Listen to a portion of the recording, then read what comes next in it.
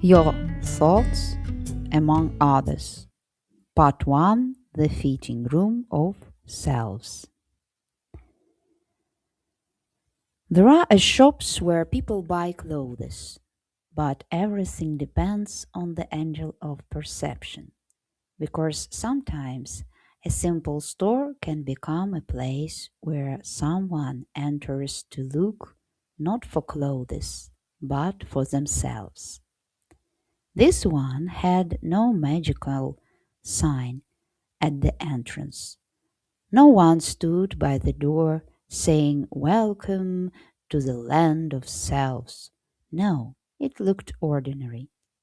But every time the mother walked in, it felt as if the door did not lead to a store, but to possibility, to play.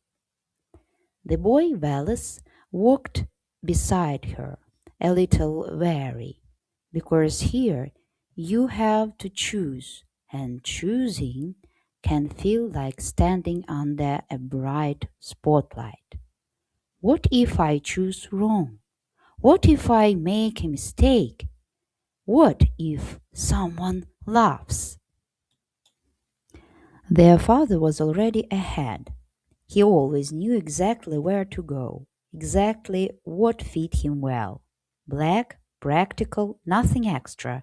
A jacket that draws no attention. A safe one.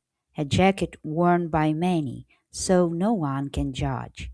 "This one will last for years," he said, "and my son needs the same." Maybe he was right. Maybe that jacket did work, but when Wallace looked at it, he felt something tight inside him, as if even a breathing would be too loud in that one. The mother wandered slowly, choosing a bag, a gray minimalist one to ground the bright days, a warm orange one to add flavor to ordinary mornings, and one the color of early dawn, structured, steady, like the first step into a new day. "Look," she said gently, passing the children's jacket section. "One way doesn't cancel the other. This one you're wearing is for hiding, but these," she touched the jacket slightly, "are for dreaming." And she handed Wallace his first jacket. "Just try it," she said softly. "Not forever, just to feel." This first jacket was light and sporty, with bright stripes on the sides, like its spark. A jacket that made him want to run, jump, create something new along the way. In it, he heard thoughts like, "Try it, act quickly, go forward." A jacket made of motion. The second jacket looked mature, almost like the ones his father's colleagues wore, Rule's jacket. In it, Wallace stood straighter, spoke quieter, thought more carefully. He felt responsible, almost too responsible, as if the jacket whispered, "Read more books, study finances, think correctly." It was beautiful, but a little not his. This mother whispered, "Is like a thought everyone approves of, but it isn't yours." The third jacket was different, a little wide, a little wild, unknown one. It smelled like distant roads, felt like a pocket for stories. "Perhaps this one belongs to a traveler," thought the boy, "or maybe a magician."